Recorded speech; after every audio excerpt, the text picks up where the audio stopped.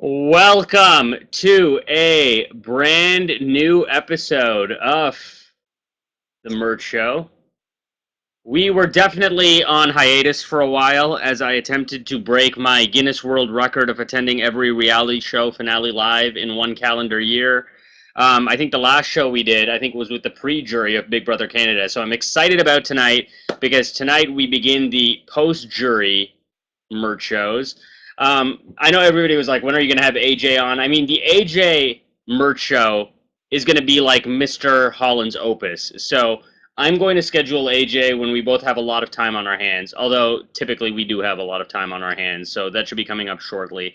But we are going to kick things off tonight with The Shield.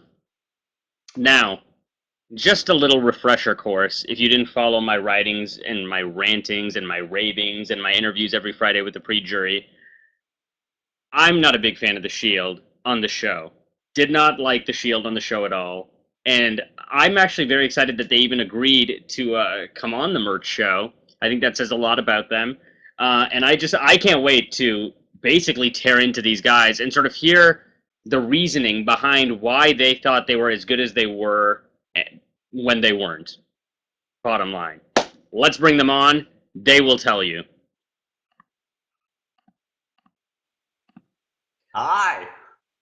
Oh, here we go. Hello. It's starting already. It's starting already. Oh my goodness. Oh my goodness. All right. Peter and Alec, welcome to the Murtz Alec. show. Alec, I'm going to start with you. Alec, how has the post Big Brother experience been for you? It's been all right. I've been going back to work at my degree, so I have a talk to give on Sunday, which means I have to wake up for a flight to DC at 5:45 in the morning on Friday, which sucks. So basically, I've just been writing this talk and stressing about it because it's my first talk at an international conference. And yes, that's my post Big Brother life. Just holed up in my basement apartment working on it. Now, Alec, you realize this is not Big Brother Canada now, right? You actually can put a shirt on for this show. No, otherwise I'll be too hot in my suit. Okay, well, Peter, tell me about the post-show lifestyle. I feel like you've been gearing up for Big Brother for a long time. So, has it been everything you thought it would be, and what has the post-show life been like Yeah, for it's you? been really nice. I really enjoyed being on the other side of the fandom, which is weird because after BBUS 14 last year, I was super invested. I loved all the house guests and I wanted more and more and more. And now people wanting more and more and more from me, I think it's really cool. And I'm doing my very best to give back. I tweet people all the time. I have a Facebook fan page that I'm starting to be more active with. So I've really, really enjoyed it. The love and the hate, I think it's all part of the experience. And I've really just taken advantage of it as best I can. Now, I noticed, Peter, that like you're not really talking that loudly. I thought I was gonna have to get new headphones. You know, I was gonna call them my like brown earphones, but then I realized I'm brown, so I can't call them that. But anyway, is this like the normal way that Peter Brown is? Like, were the confessionals enhanced? Was the volume enhanced for Yeah, TV? when I went in, obviously, I have a background in doing video. I'm a YouTube vlogger. I have a lot of experience being in front of a camera, and I knew that I had to be a personality in the diary room in order to be memorable, and that was one of the things that was really important to me, to have a very unique, very specific diary room personality. So in there, instead of just talking regularly, I had to turn it up like this to make sure everyone could pay attention to me, knowing Yes. exactly what I was doing. Oh my goodness. Because it helps me get my points across. The more animated that I am, the larger than life I am. Even though I'm being succinct, I'm being eloquent, I'm getting the narrative across. I'm just doing it in a grandiose way, which I think is pretty good because Big Brother's a grandiose thing, and I just tried to play into that as best I could. Alec, you seem to connect with Peter right away. Was this specifically just because of geography? Was it just because you were both from Vancouver, both big fans of the show? Or was there more to it than that? Because remember, we didn't see the first week of feed, so I'm just trying to think of, like, how did this all Yeah, I happen? actually thought he was from New Brunswick, because he is. And he was like, oh, yeah, I'm from New Brunswick. And I didn't actually know that he was from, like, Surrey, which is, like, very close to Vancouver. So, yeah, it definitely had nothing to do with geography. It just so happened that we were from pretty much the same hometown. We're living in the same hometown anyway. No, I like Peter right off the bat because he seemed like I don't know, he seemed a bit like me where, you know, you see all these people that are like pretty and good looking and all like, like let's hang out. Like we were in a group with Pat and Danielle, and I remember going down the stairs being like, and Anil was really nice. Like Anil was comforting and he had a smile on his face, but I was like, I mean, I feel like me and this guy here are a little out of place with these like, super good-looking girls and all that. And so, yeah, we started talking. Turns out we're Big Brother fans, and I think the moment that I knew that Peter was going to be a good friend to me in the game was when he told me that night that Gary had offered him a final two deal. And he was just like, so Gary offered me a final two deal, and I just laughed my head off. Like, somebody's giving you a final two deal on the first night. We both had a good laugh about that. And then we slept on the floor that night. People were walking all over us. It was just spawning through hellfire. Okay, enough of that. Okay, those are the questions that like I have to ask, okay, because that's how you start. Let's just get right into it. I want to get into like what I want to ask. Um, Peter, I gotta tell you, like right before you went in, we had Robin Cass on here, and I wanted to get her breakdown on what she thought about everybody, why she put them on the show, etc., etc.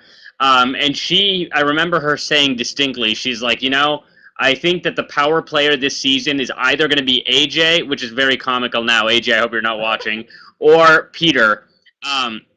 So I wanted to know, like, is that what you expected? Because I felt like even when you came down the stairs, when you did your come on, like the whole like wrestling entrance, when you did your opening little bit in the house where you were like, I hate everyone, I felt like anything but winning would be a failure for Correct. you. That's absolutely correct. I went in there with the objective of winning, and I never postulated any scenario in which I did not win. It was the most important thing for me in there, and that really means a lot. That Robin said that I had the potential to be a power player. Now, obviously, there's a lot of different definitions of what a power player is. You can go the comp route. You can go the obvious strategy guy edit. Those were never going to be the types of representations that I was going to be. I wanted to be super under the radar, having nobody understand what I was really doing, the social interactions that I was doing in the house. Because that's the hardest thing to edit, is these just little tiny conversations that have so much impact on what's going to happen in the run of a week, that you can't really communicate to the audience in a 1 hour, really tight, really abridged package every week. So going in, I knew that I had to input a lot of pro wrestling stuff in, because I'm a big pro wrestling fan. And so everything I did had a little bit of nod and wink to it, but I really, really wanted to win, and that I didn't is pretty disappointing. But only one person can win, so. Alec, what your strategy, I'm sure, was to like win as many comps as possible. Am I wrong about that? My strategy going in there, I actually really didn't have a strategy going in there. I kept telling all the like casting producers different things that I was going to do, but really you can't have a strategy. You got to play the cast that you're given. So if people, are really into comps and think that they're the big powerhouses, then I think the only thing I really wanted to do was just align with strong players. I wanted to be. That's why I went in there like wearing my PhD or my master's degree as a badge of honor, just going out there. I didn't want to hide it, because I wanted to be somebody that people wanted to align with. Oh, it's Rachel. Hello. Surprise number one. Hey! One of the people Hey, that hated us. Hello. So, I did not Hi, hate you Rachel. guys. I just did not agree with the way that you treated Topaz. Right. Hey! Rachel, high five. High five. Good. No hate. I think you guys are awesome. I love watching you on Oh, TV. good. Thank you. Rachel, give me your breakdown of Big Brother Canada in a couple of sentences. I know you were a big Gary fan, but what did you think of the show, and who was your favorite? I was obsessed with Big Brother Canada. It was so good.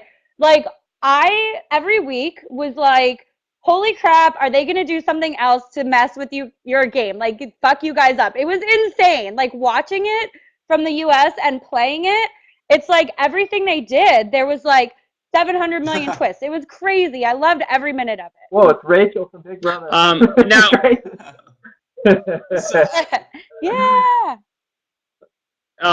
Rachel, what did you think about the Shield? We're gonna get into this in a second, but Peter and Alec already know that I felt like they were like, the weak town of Chilltown. I felt like they weren't playing their own game. I felt like they just wanted to emulate these U.S. players that they've seen. So, in your opinion, Rachel, I know you're very opinionated. I know you're gonna give it to me straight. Were these guys good players, or were they pretenders? I thought that you guys played a really good game, and then something happened when there was this veto competition, and somebody thought it would be a good idea, Alec, to lose the veto. Like, what were you thinking? I thought that was the crucial point in your game, where honestly, if you guys could have made it through that, and I think you could have won the veto. I mean, I don't know because I wasn't in the house. I see Peter shaking his head. But I would have thought from a viewer standpoint, if you would have won that veto, Alec, that I think Peter would have been safe, stayed in the house, and then you guys could have kept the shield up for a few more weeks. And what I really would have loved you guys to do is nominate Jillian and Emmett. Like, can somebody notice that they were winning everything in the house this season? It was ridiculous. Yeah, that was gonna be my goal if I had stayed, to nominate Emmett and Jillian, even though I was telling them that I wouldn't. Yeah, that throwing the veto competition, that's one thing. I think actually where our collapse came, I think pre-jury we played a really great game, and then at the instant eviction, which just happened to be right when jury started, that's where it all kind of fell apart. I turned on Topaz a little bit too early. That was kind of a silly move. Realizing when I did it, when I was evicting AJ, knowing that it could potentially cost me the game and Peter's game as well. So that's kind of just started the downfall. And yeah, the veto competition, it was kind of a weird just combination of me thinking that I could get myself off the block. I never really wanted to rely on a competition to save myself. I always wanted to use my brain. I really did think I had a strong connection with Andrew as a friendship, and I thought I could salvage something from Emmett and Jillian as well. I felt really bad about what I figured. But you guys are playing Big Brother. Yeah, that's true. Did you forget you were playing Big Brother? I understand. I mean, I didn't want. Okay, first of all, I felt really bad about getting Peter on the block because I feel like if it wasn't for my conversation with Jillian, where I was like, Jillian, like if you put Peter on the block, I'm gonna use the veto to save him, and if you put me on the block, he's gonna use the veto to save me. I mean, I overestimated Jillian's allegiance to us. We were aligned with her through Emmett, and so I figured Emmett was telling her all these things, like we're in a strong four. So I was like, all right, well, this is my ally. I can tell her exactly what's on my mind because I'm already 150% safe. There's no way I'm going up. And I want to have a final four with this person and Emmett. So I was just being brutally honest with her, as I often was. If you watch me have a conversation with Gary, he has a HOA. I say pretty much the same thing, only Gary gets it. He gets that I'm coming at him not from a threatening perspective. I'm coming at him from, a game player perspective. And be honest with the people that are my allies. So I really did think of her as an ally, and I thought it would have been out of left field if Peter and I would have been nominated, and then we did. And I was like, oh, God, I'm rattled. I feel horrible about this kid going up with me. I feel like he has a good relationship with Emmett and Jillian and can convince them to save me after I go up on the block. I wasn't expecting Topaz to go up as a replacement. I was expecting to go up against Hala. Yeah, it was just a shit show of horrible events, but I think it actually cascaded from the instant evicting AJ. And I'm not just saying that because AJ is Murtz's friend. Peter, any questions? Any questions for Rachel? I mean, do you think that Emmett played the best game of the season? Because pre-jury, we really think that he did. Oh my God, absolutely not. Okay, that's great because no, absolutely we're not. getting so much like, Emmett I don't think best I never watched. No, absolutely not. I never thought Emmett played a good game. I thought Jillian played a great game because she won so many competitions, and that's how I like to play the game. But the problem is with Jillian, she made so many promises and lies and went back on her promises, and she forgot that she was going to be in a jury voted on by people that she just lied to. So I think that was her biggest mistake. And exactly what happened, she almost didn't win. And I hate to say it because I love Gary, but she deserved the win because she won more competitions. She did have maybe a tougher road to hoe, but I feel like as far as social game, she played horrible. I had to learn that my first season. I was the worst Big Brother player ever, season 12. I was in everyone's face, and clearly that got me an eviction. But you got asked back, though. So you couldn't have been all bad. That's true. Thankfully. I got lucky. Rachel, in general, do you feel like I can't let anyone come on this show without asking them the operative question, which is, should Gary have won if he was voted back in with only 5 people left? Should he have been even allowed to get in that far? Yeah, see, that's so tough because you can't control, what the twists are, and you can't control what to expect every week. And that's part of Big Brother. If we could control it as players inside the house, what was going on, it wouldn't be Big Brother. And it wouldn't be the game that people want to watch because there's so many twists and turns. So bringing Gary back, Final Five was crazy. I mean, I can't believe that he came back so late in the game. They've never done that on Big Brother US, but I mean, since he came back, he still had a tough road to hoe because he could have gotten voted out right away. He had to convince Emmett to keep him in the game over Tala. Like, what was Emmett thinking? He made one of the worst Big Brother moves ever by keeping Gary in the game over Tala. It's like, Emmett, you have the chance to go to Final Three no matter what, because no one is going to have, I mean, Tala probably wasn't going to win that final competition. Let's be real. Like, it would have been Emmett and Jillian against each other, and either one of them could have at least brought the other one to Final Three or Final Two. So I think, I mean, it's crazy, but Gary still had to play the game. It wasn't like he just got a free pass to make it to Final Two. He still had to win and get rid of Emmett, which was a really good choice on his part. Yeah, those are great points. Yeah, he won the final HOH. Rachel, before I let you go, I know Big Brother US is starting up. What are the odds that we are going to see Rachel Riley come back one more time? I don't know, guys. I guess you'll have to stay tuned and watch Big Brother US. Amazing. Rachel, I'm gonna. Eyes out on rumor control, right? Don't leave. It's all new people. It's all new people. It's gonna get better. Please stay. And Alex, so I didn't hate you guys. I told you. Hey, I thought you guys played a good game. I would have liked to see you in the game. Thanks, Rachel. Well, Rachel, thank you so much. Thanks for having me on your show. I love surprises. Thank you, Rachel, for slotting this in right at the last minute. Super happy about it. I can't believe. Oh my gosh. I can't believe I just. It's infectious. Rachel, we'll talk soon. Rachel, we'll talk soon. Tell Brandon I said what's up. I will. Bye. All right. That was awesome. Always surprises here. Always surprises. And I wanted to make sure I brought her on before you guys saw her in the room, because that would have ruined the whole thing. So okay, Alec. I wanna move into the whole like Topaz issue. Okay, like. Obviously, showmances are a great strategy. They've obviously been used by your idol, Dr. Will. I feel like you went in, going in with this whole, like, I'm going to take my shirt off, I'm going to get into a showmance, I'm going to have an extra vote. But I felt like when you did it, it didn't come off as charming. It came off as kind of douchey, like you were ripping her for no reason.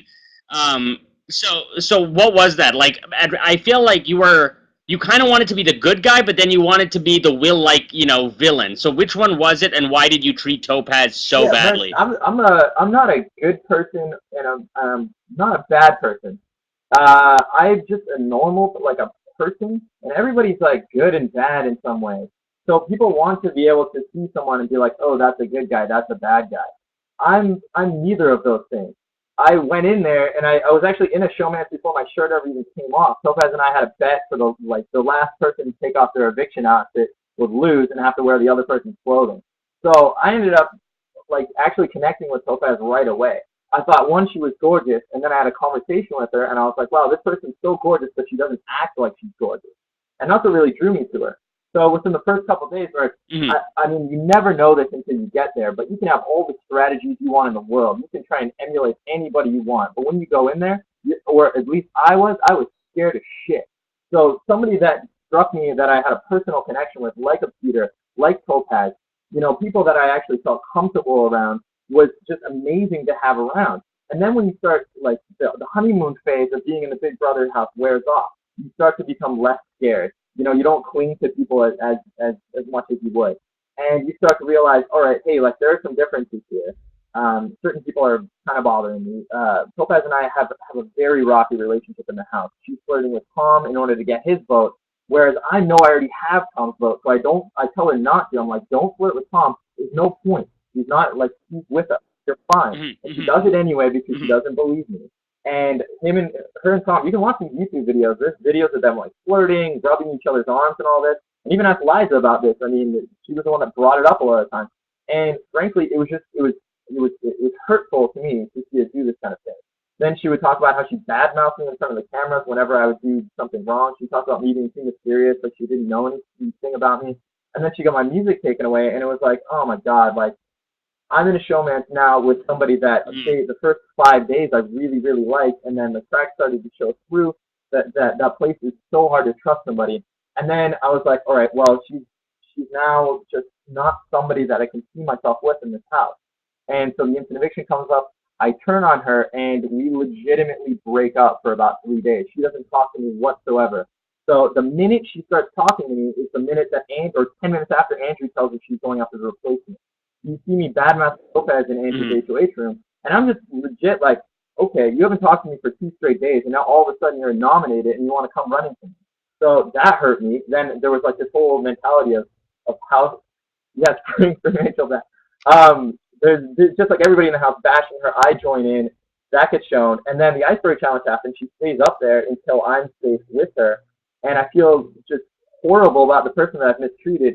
And then so we start to get back together. Emmett gets scared because we're back together. I go on the block. Then I go on the block against her, and it becomes super awkward again.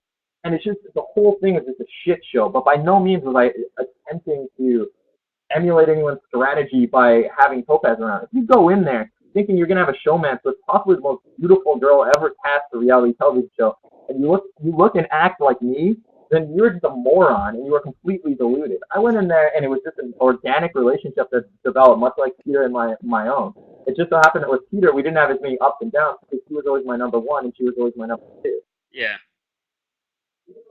I think in general, what I noticed, Alec, is like I just got this like air that you felt like you were better at the game than you were, and I feel like there's a lot of people that feel that way about the Shield in general. So, Peter, I want you to address this. Like, I understand, guys like Fair Play, guys like Will, guys like Boston Rob, they sort of enhance their character a little bit because you obviously want to be remembered. The worst thing you can do is go on the show and not say anything and be completely forgotten when it's over. So I do understand the need to sort of play up your character. But in that sense, do you feel like you were the best player in the house, or do you feel like you talked a better game than you played? I think that for me, my approach was to be as socially conscious as possible. And that, for me, meant getting rid of a few checklist items. One, having someone that I could trust unconditionally. I got that in literally the first conversation with Alec. Two, I needed to make sure that I had a block of 4, and we had that with Quattro, which lasted a month. And then through that, be able to control point in the game. A block of 4 can control the votes if you trust those people. So that was my objective the entire time. I didn't care who the other 3 people were, as long as I had my one that I could trust, or the other 2 rather, that I could trust unconditionally. It was all about vote control and knowing who was going to vote for who and why, and to make sure that we had the most. So that was basically my strategy. Make sure that, like, my strategy was called the Shield, to make sure that there was always people shielded in front of me that were bigger, obvious threats, and to make sure that I was in an alliance that could control the vote. That's all that was really important to me. And it wasn't about making these, because a lot of people in the house would have conversations just for the sake of having conversations. They would ramble on about things that could happen in 2 weeks and 3 weeks, and if this person wins and that person wins and he takes him off and she takes him off and whatever. Alec and I never had any of those conversations. We just had conversations about what we expected to have happen, and in that expectation, what we would do. So we didn't overplay. Maybe we should have a little bit more. Like, maybe we did need to have those random conversations with people just to build trust. But we chose not to do that, and that's our own fault. But basically, until the instant eviction, and even after, basically until Gary left, we always knew where the votes were going every single time. And that's hard to get across on TV. But when you're going in there on, like, I've seen the show, and Arissa's like, oh, who's so-and-so going to vote for? Or who's this person going to go vote for this week?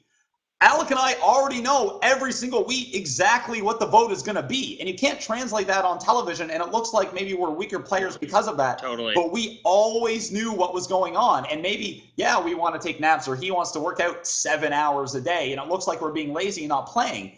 But it's because we've built these social relationships with everybody else in the house. We know exactly how they're voting. We know why they're voting that way. And we've probably told them how to vote. We would send out something that's going to happen. It would come back to us 3 days later, and we would have to pretend that it was new information to us. So I understand that that's difficult to translate. I'm totally with you. I mean, I'm totally with you. I'm totally with you.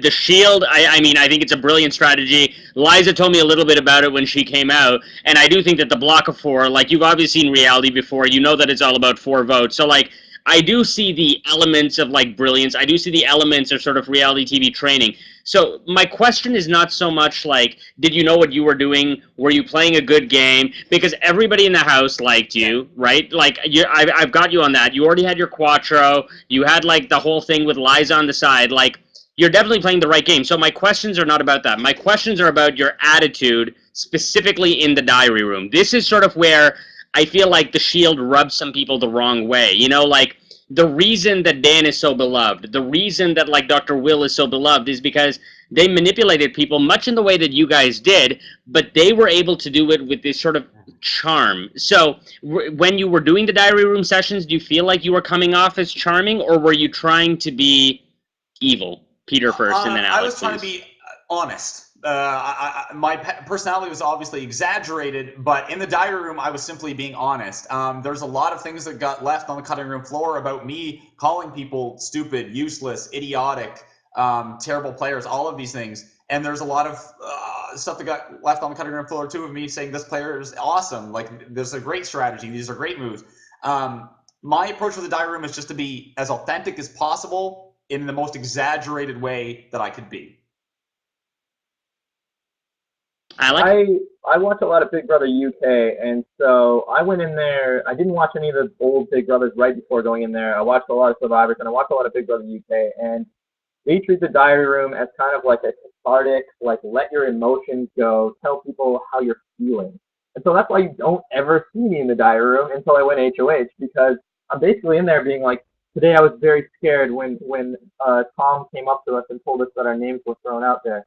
And it's just like, when you, like, I'm not, I don't have like a diary room persona. I'm not Peter Brown. I'm Alec. And I went in there, and it's a very uncomfortable situation for me. So I've seen Big Brother UK where they're just like, all right, this is how I'm feeling. This is who I am inside. And so this is what I was doing. And if I came off as like a monotonous, emotionless dickhead, it's just that I was uncomfortable in there. And at times I felt very confused, and I just didn't know how to act. But I was always being honest. And especially with my emotions, I wanted people to understand the ride that Big Brother is. And so in all my diary rooms, I'm like, this is what's happening. This is like how scared I am of this person. This is how this person made me feel when they were flirting with this other person. You never see any of this. You just see, I think you're probably referring to when I'm like, oh, that basically you guys figured this out at the top of the stairs, plotting and planning and controlling the house. And that is Mm-hmm. legitimately how I felt the game was going. I did feel like that. I did feel like Quattro was making a lot of the moves, and behind Quattro were me and Peter. And Emmett was our conduit to Tom, and Tom was basically just the guy that wrecked everything. So when Tom left, I did feel like we orchestrated that move. Emmett gets a lot of credit for that on the episode, which I have no idea why. But we orchestrated the move to get Tom and Liza out. We planted the seed in Gary's mind. He had the balls to do it, which is why I think Gary's a great player. However, I did feel like the Shield was controlling the house, and I was just being honest with people. Um, yeah, I don't know. I didn't have a persona. I wasn't trying to be anyone in the diary room. That's why I'm so uncomfortable in the diary room, except for the time with Peter, where I actually felt at ease and could make jokes and hang out with this kid that I like. I mean, I think I do feel like, I feel like in terms of, like, edits, I feel like yours is the most fascinating to me. You sort of, you know what Emmett and Jillian are. You know that they're, like, competition dominators. You know that they didn't really have the social game at all. Peter, I know we talked about this after the show. Can you elaborate a little bit on whether you feel like Emmett and Jillian played a good game? Because I know you make a pretty good argument for how important the social dynamic I is to mean, I Big think Brother. Emmett was always positionally perfect, which is very difficult to do. He had Jillian and Andrew on one side, and he had Alec and I on the other. And even though the show suggests that he turned on us much earlier than Alec and I thought, I mean, that just is a testament to how good he was at kind of allowing us to continually feed him information all the time. Because Alec and I still trusted Emmett after Tom left. And it was our objective to bring Jillian in as the fourth member of what would be New Quattro. And it was our short-sightedness and our arrogance, I guess, that prevented us from actually actively doing that. We always just assumed that through Emmett we would have Jillian, and that's a mistake. Jillian, though, I mean, I don't know. She won a lot of comps, but like we've said countless times, if your entire jury doesn't care about comps, you can't use that as your defense as to why you deserve to win. Jillian was always protected by Emmett, and we were protecting Emmett to the best of our ability. So I don't think Jillian played a particularly strong game at all. She was always just positionally good because Emmett was positionally perfect. Alec, I want to talk a little bit about this four jury thing. You know, like this whole thing about how AJ, you know, the Shield and Topaz made this whole thing about how, you know, we're now going to decide who wins this game. You know, we control 4 votes in the jury. The power is now really in our hands. Can you talk a little bit about this? And is it just not a case of bitter losers? Yeah, I mean, I've watched the show as a fan, and I don't understand the bitter jury thing, except for one principle that a lot of people that watch Big Brother US seem to have, and that's if you're evicted, you shouldn't come back. And I understand that. But this is Big Brother Canada. It's a new game. I've said this 100,000 times. It's not Big Brother US Part 2. If you are popular with the fans and the fans vote you back in, then you deserve to be there just as much as everyone else. We knew that fan popularity would matter from the moment the power shift happened with Suzette. We were like, shit, people better like us or we're fucked. We always thought that the HOH would be given to Canada. We would be voted out if we weren't liked. We knew that going in there. Gary understands that, and Gary is a likable character. Now, on the show, I'm watching Jillian, and it appears from her edits. I can't speak after I left because I wasn't there. But after her edits especially, I mean, before that week where she puts me up, she's basically not in the show except for the week that she wins HOH. And that move just looks like a jealousy play against Danielle, or a move by the Quattro, which we believe it was. Now, once she comes into the picture, and it's my HOH week, it does seem it's her HOH week where I get evicted. It seems like Emmett's kind of controlling her, and that's how her edits show her up until the very last episode of the show. So I don't get why people are saying that Jillian played a better game than Gary, because if you look at Gary puts up Tom and Liza, and regardless of whose idea that was, Gary had a huge part in that, and he put them up. One of them isn't going home, and is likely coming after him, and they're both strong players. So a huge move by Gary. Gary is not afraid to be himself. He stepped in there as a target, and then he comes back in and plays a great post-jury game as well.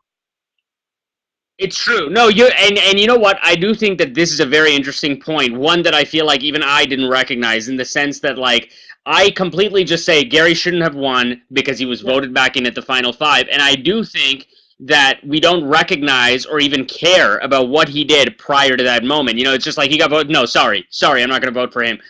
Peter, can you talk a little bit about you know, should Gary win? Did Gary deserve to be there? Did he deserve your vote? And also a little bit more about this whole like jury alliance, because I think that's something people are really interested in. I hate the word deserve. Nobody deserves to win the game. You can play well enough to get to the end, then you still have to convince 4 of 7 people to award you the title and the money. So the fact that you won the most comps, or you made the most friends, or whatever, that doesn't entitle you to anything. You still have to convince people at the end of the day, like, it's like the Patriots. They go 18-0, and then it's 18-1 because they lost in the Super Bowl.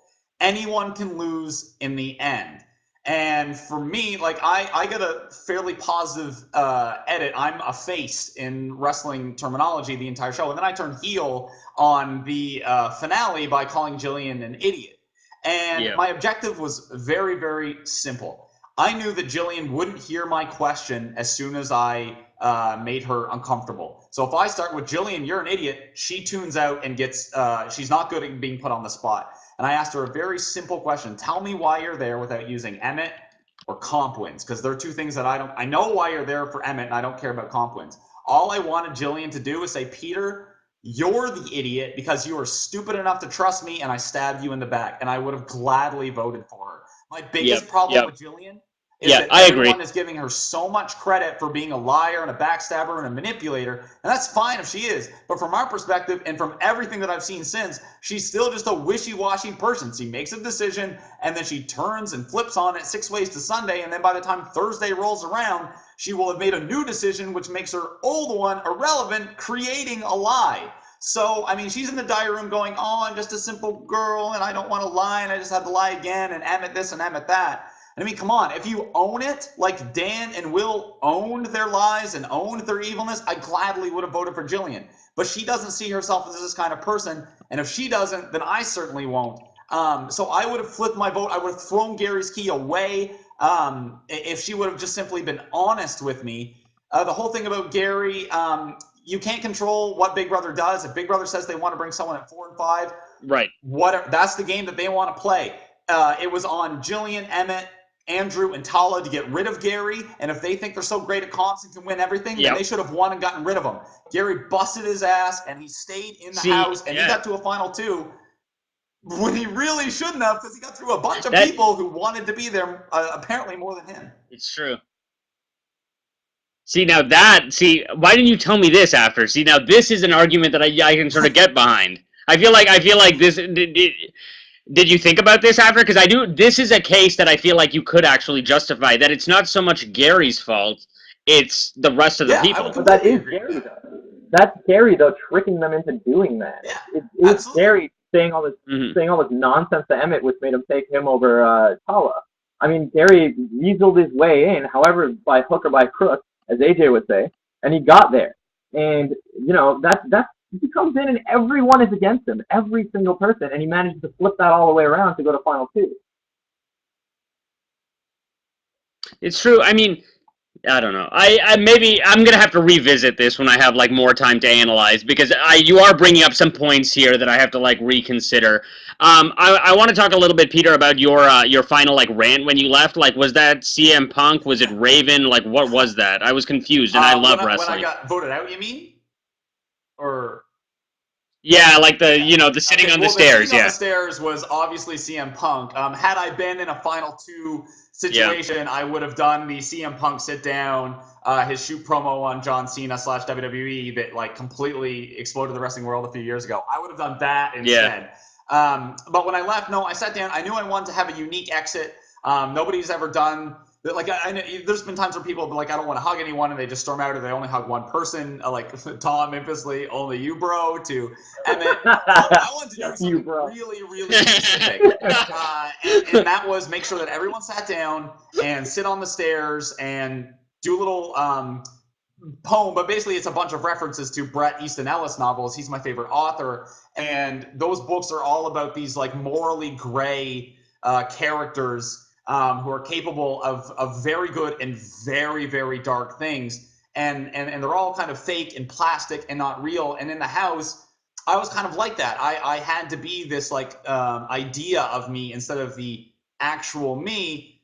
However, because it is a completely manufactured, fabricated reality, I was able to be me. So it was like a little bit of a shout out, a little bit of like cryptic message kind of stuff. But if people were familiar with the quotes, a lot of it was American Psycho, then I think you would understand how I played and behaved in the house a lot better. But I don't think a lot of people got that. And that's okay, because if one person out of 100 gets the joke, then I like that one person. And I'm really okay with that.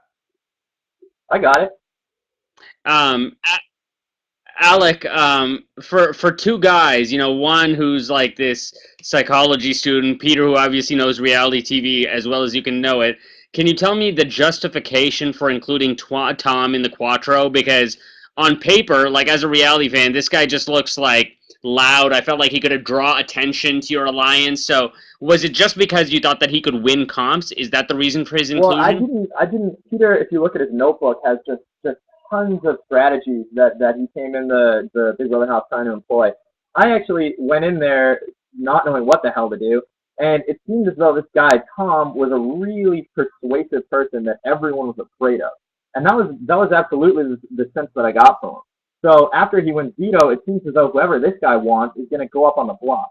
Now, that's how he had everyone in the house believing, and only Suzette saw it a different way. So I was like, holy shit, I better align with this guy, otherwise I can tell you a long story about how I used to be friends with him. Then he won the veto, then he went on the block, and I stopped talking to him. And then he won the veto, and I started talking to him again. And then I walked into a conversation with him, being like, "It's funny how people are your friend after you win the veto, but while you're on the block, they weren't talking to you." And then he leaves the room right as I get in there. So I'm like, "Shit, he hates me." So I go up to Emmett and Tom the next day in the hot tub, and I'm like, "Look, Tom, everybody knows that we don't like each other, and to a certain extent, that's true. I don't really like you. I don't feel like we get along very well. you're an obvious pair with Emmett, and I'm an obvious pair with Peter. Why don't we just align? Because nobody would ever suspect that we like that we're in this alliance with each other. We don't ever have to be seen together because it'll be very easy for me to stay away from you because I don't like you. And if we make this 4 work, we can both run both sides of the house. I can take Gary and Topaz and that side of the house. You can take everyone else. And we'll work behind the scenes so that we all get further in the game. We'll keep 2 Quattro members off the block each week. We may not be able to keep 1 off, but we'll keep 2 Quattro members off the block each week. And that was in principle, that's, I believe, a really great way to play the game. Like 2 sides of 2 people, 2 pairs, basically running both sides of the house, and no one would suspect they're together because they don't like each other. I thought that was a great alliance. And then reality struck, and Tom is he's kind of a bull in a china shop. Yeah.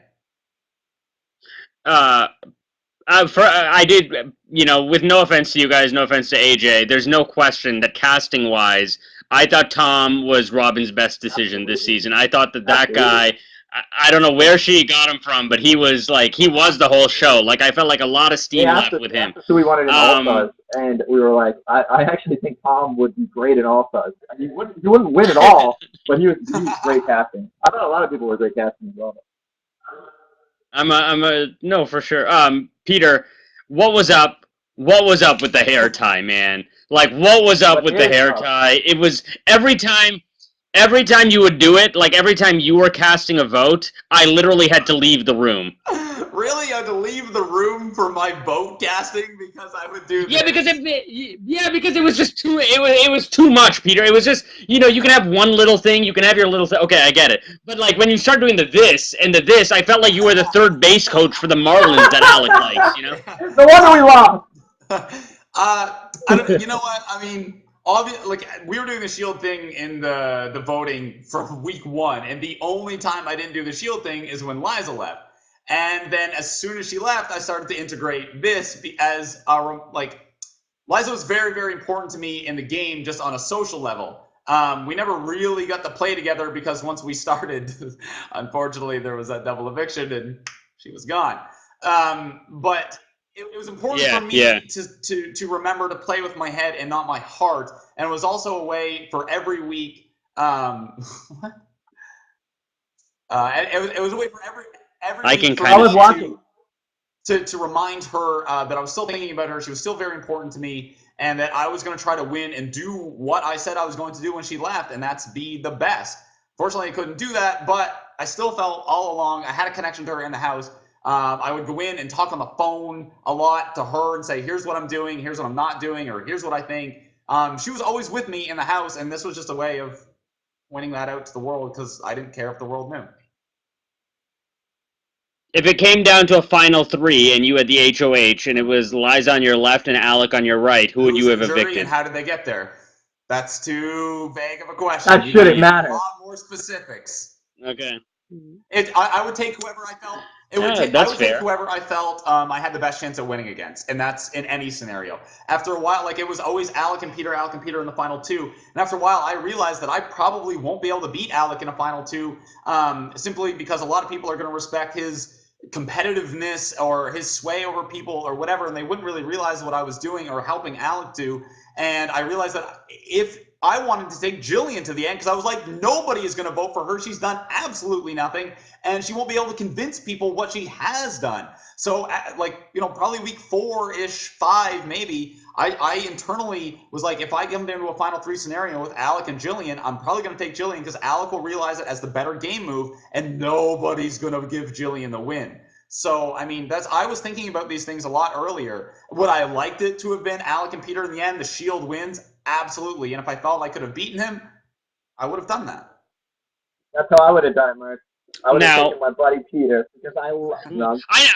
I know what you would have. I know what you would have done, Alec. That's why I asked Peter. You're like, Alec, you're very easy to read. Very easy to read. So, I guess I know we have to take some questions, and we're getting to the Murtz Show Challenge. Just before we do, I want to remind everybody that you can tweet that you are in here. You can do that by hitting the Twitter button in your window. There's also the Facebook share button in your window. You can hit that, and you can tweet in Facebook automatically that you are watching the Murtz Show with Alec and Peter from Big Brother Canada. Let's get to some of your questions. Just before we do, I guess my final question is this. in your opinion, going back after watching the show, would you guys say that you were players or were you Canadian version of like US players that we've grown to love? You know, like were you players or pretenders? Alec, we'll start with you. Yeah, I've gotten a lot of people, like you even said earlier in the interview, that I got a showman like Will and Shannon, or like I tried to do a Dan Giesling thing. Or honestly, man, I just went in there and, like I said earlier in the interview, I was just so scared and just looked for people that reminded me of home and comforted me. And then I tried to make game moves. I never tried to be anybody I wasn't. And I grew up watching Will Kirby, and I consider him a role model, as weird as that sounds. And like in my life, he's really kind of guided what I do. But in the game, it was like, it's a different game. He played the best game when there was no veto around. He also played a game that can't be emulated by anyone but him. He's got the charisma that you can't like fake. You can't. Yeah, totally. so I mean, I didn't think so. I mean, Peter and I are obviously a comparison to like Chilltown wannabes, so that's not really how we wanted to do it. I don't know.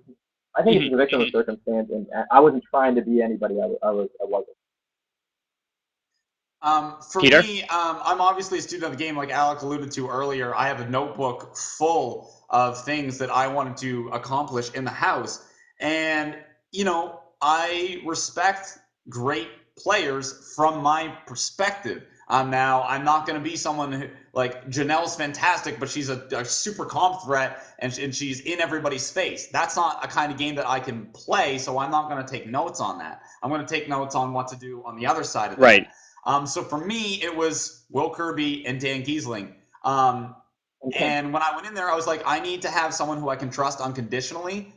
You can call that Will and Boogie if you want, but that's just two sets of guys having an unbreakable bond. That's not us trying to emulate them or something like that. Like, because I mean, we were friends. Like, we are real friends. And then trying to get a block of 4, you can call that the brigade, but that's just math.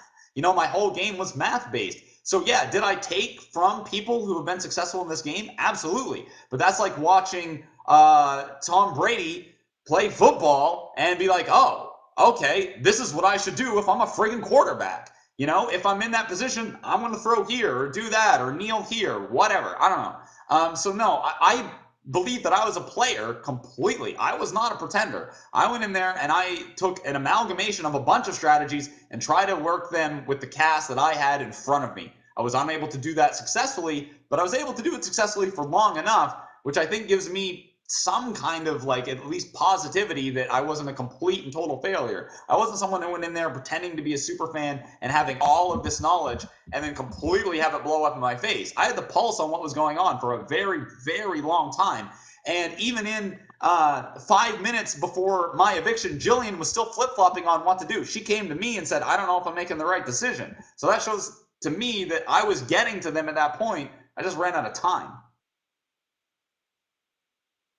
I think that's a perfect answer. All right, there's obviously I could go on forever. I want to start taking some questions, and then we are going to get to the Murtz challenge. First question comes from Purple 1997. Can you remind me when this comes on? Well, it started 50 minutes ago. Good question. Right. Hi, Peter. Huge fan. It was nice to see someone who is as picky of an eater as me on screen. How bad is slop? What is your favorite food? And what is your favorite memory from the house? Peter, just whip through these so we can get to a lot. Slop is awful. Favorite food is chicken nuggets. Favorite memory is forming the instant alliance with Alec and laying in the snow with Liza. And another one for you, Peter. For Peter. With Liza staying in town and cooking for you, what does the future hold for you two? Any romance she forming? She just cooked me bacon earlier, and it was absolutely delicious. She cooked me chicken nuggets and fries last night. It was also delicious. I don't know what's happening, but we're having fun right now. And where's Tom? That's my Not question. In Vancouver. All right, Alec. Peter said you two were trying to play like Dan Giesling. Were you? Are you a fan? Dan Giesling? I said a bunch of times actually on the show that I wasn't a fan of Dan Giesling. I think he kind of stole the show from Ian, who deserved to win, in my opinion, in that season. I was not trying to play like Dan Giesling. I do like what Dan Giesling does for the Big Brother community, so I do respect him. No, I wasn't trying to play like Dan Giesling. Let's see. How did both of you audition, video, or casting Not calls? talk about production. Alec? Yeah, audition, tapes or whatever. And Peter both. Yeah, both. And Peter, you said you did both, right? Get your face out there as much as possible. Okay. I agree, actually, with that. You should actually, from what I've heard from so many different reality people, yes, doing both is the best way to do it. You don't need to buy Dan's book for me to tell you that one. Peter, do you guys think that Topaz will go down as the worst Big Brother player ever due to her idiotic vote at the end? Her screw up with the vote doesn't make her the worst Big Brother player ever. I mean, that's preposterous. She got lost in the moment and she made an honest mistake. Does it come across as pretty ridiculous on TV? Yes, but we're all human, and at the end of the day, she simply made a mistake. And as long as Gary is okay with it, which I think he is, then I think everyone shall be okay with it as well. Oh shit, it's AJ! AJ! What up, AJ? What up, guys? I didn't put it on that quickly. As soon as you see me, as soon as I put it on, I'm here. Hey guys, how you doing, boys? Well, you kind of know the host, AJ. You can like skip the line. No, that's true. I do, don't I? Oh, look at us, back together. The darkness continues, huh, Alec? Oh, the dark. I had to listen to this for weeks. I know. The Hello. basement's good, by the way. I was asking. What? Oh, did you say Look Topaz? around. This is the bachelor pad, by the way. Oh, I thought Bachelor you pad. were There's my Topaz in your apartment. There's my Raider fat ad. There's my Michigan fat ad. Are you It's watching so the game? lonely. You guys see that? Yes, I am. The Kings are playing. I paused it just to talk to you guys, though. Very nice. I paused the Kings game. All right, AJ, I don't want to give away our whole like epic show. So, and I gotta get to this like merch challenge too. So how about this? I'll let you ask each of the guys a question, and then we're gonna bring you back on like next week or Yeah, something. that sounds good. I want to ask one question to Alec. Yes. Alec, how does it feel to know that I am, yes, 5 minutes away from Topaz? 5 minutes. Yeah, I saw your minutes away. picture. Oh, great picture of AJ's cat, Topaz, right there. Sneaking in. Life man. Yeah, that's Alex, great. life man. Tell her I said hi. Hey, no, Peter, how do you like that in 2 weeks? I have the same question to you, Peter. How about in 2 weeks, Liza is only, I don't know, about 11 minutes away. 10, we'll just say 10. I drive pretty fast. AJ, I'm not worried about in fact, Murtz is right close now. to both of them She's as well. 2 seconds away from me, so I'm okay. That's true. Hey, Liza. Oh my, AJ says hi. oh my God. You can't Oh bring, my AJ, when God. you can't bring It's Liza away from and us, Alec in man. the same picture frame because of the Ahmeds. Oh God, So, no. Oh my goodness. All right, AJ, I gotta get to this challenge because these guys gotta roll Come in visit 2 us, minutes. AJ, we miss you. love you guys. See you later. Love you guys. Later, guys. Hey, Liza. All right. Oh wow, wow. That clip's gonna be replayed on YouTube. Ew, is that a lip kiss? Ew.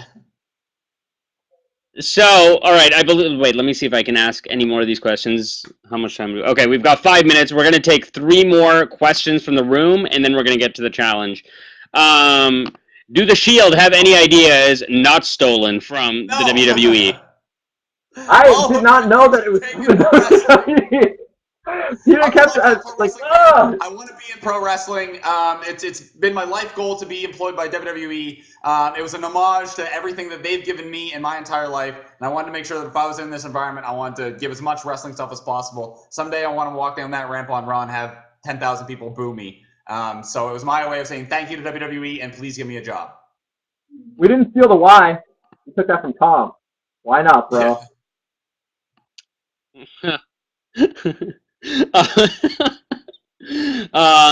Murtz, can you please tell them to explain how they could possibly claim they are unbitter jurors when they said they would vote for Tala over Emmett due to their dislike of Jillian? Real quick, Peter. Basically, if they thought they could control the game by winning comps, and that was going to be their only thing that they said, comps, Tala didn't win a blessed thing, and if she was in a final scenario, simply because they chose to take her instead of a comp threat as an easy win, then that completely spits in the face of all the things that they've been saying for the entire game, and we would award it to Tala because they're hypocrites. I know I don't defend you guys much, but I completely agree with that justification. Thank you. Let's see. Okay. Does Murtz... Oh, wait. What? Oh, sorry. It's a question from me. Does Murtz believe in the Shield? Oh, good question. What? A little bit. A little bit more after today. Okay, a little bit more Yes. after today. I'd say I have. You've got Wow, one right. arm. Okay, it's gonna take a We're while okay to get with the that. other. It's Yeah. a process. Okay. Here we go. It is time for your favorite part of the show. It is time for the Murtz challenge. So I was thinking, what am I going to have the Shield do for this challenge? And I feel like we should do the one thing, or give them a chance to do the one thing that they could never do. Win? Right? Win an Yeah. HOH. Hey, I No, won he one. did. What are you He talking won one. Well, whatever. Alec, yours. Okay, we're not going to get into it. That's like a whole nother story for another day. Okay, so here's how it's going to work. It's going to be the Murtz Show HOH competition. It's going to be in 3 parts, okay? So the first one to complete a part gets a point, and then the first one, to get 2 wins or 3 sweep. The first part is trivia. The second part is Oh, no. physical. And the third part, is wild card. This is Okay? intimidating. Okay, here we go. Okay. So, I want to explain the rules first for the first part, which is Okay. trivia. You cannot just blurt out your answer. It's the first person that puts their hand completely in front of their webcam is the one that I'm going to call first, okay? Okay. Your trivia question is... He's cheating already. No, Alec, you're about That to get a wasn't against the -1, rules. okay? Okay, no, it was not. That is true. All right, here it is. Name and it's a 2-part question. Name the final 2 on Big Brother Season 1 and the winner of Survivor Marquesas. AJ and Danielle. AJ and I Danielle. was frozen. No. I didn't even hear the question. Oh. No, you're still good. I'll say it again. Name the final 2 on Big Brother Season 1 and the winner of Survivor Marquesas. AJ and Danielle. Eddie. No. Eddie and not Josh. Josh went Yeah. 3rd, I think. Ooh, I don't. Nope, What it was was it? Josh. Oh. I'll give it to you. It was Okay. Josh. It was Josh. And what was the other one? And the winner of Survivor Marquesas. Marquesas winner. Oh, the Sepia? Oh, he's frozen. Yes, okay, there. Peter gets 1. Alec, don't worry. Round 2 is just for you. All right. I won't throw this one. Okay. Round 2 is a physical competition. It is the person that can flex the best, and then the room is going to vote on who gets the point. What? Alec, you win.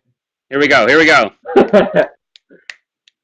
Alec, I'm giving you your Rick Rude moment here, Alec. We don't have all night. Peter's got to go. You got to flex to get the point. Horrible. There we go. Done. Okay. Here we go. Okay. I figure, is Alec going to win that room? Can you please confirm? Oh, I've got an AJ. I've got a couple of AJ votes. The AJ, did you stack the room in here? Biology gives it to Alec. Okay, Peter. Okay, well, it's too close to call, okay? Because I want to make this fun. I want to get to round 3. So, round 3 is the wild card competition. And the wild card competition is this. Who can do the best imitation of the other Shield member? We're going to start with Alec.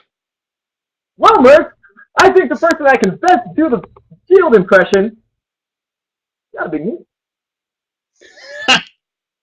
All right, Peter, your impression of Alec? Well, Murtz, I'm actually really disappointed that you didn't have Topaz on because she's really attractive. I would have liked to see her again. That's just a you impression. All right. Am I just secretly? Room. All right. The room win. Okay, here we go. Enter the name of the person you think wins right now. Peter or Alec? I want to see it in the room. Peter, Alec, both. Alec. Wow. Pretty close here. I thought it was going to be domination. Alec. All right, how about this? It's too close to call. Where's Liza? Peter, can you bring Liza on here for a second?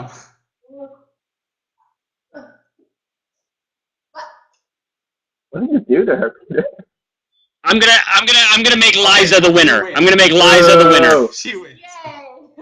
Yeah, that's right. That's right. What do you think about that Big Brother Canada-like twist? It's Unfair, isn't it? Bring Gary back in.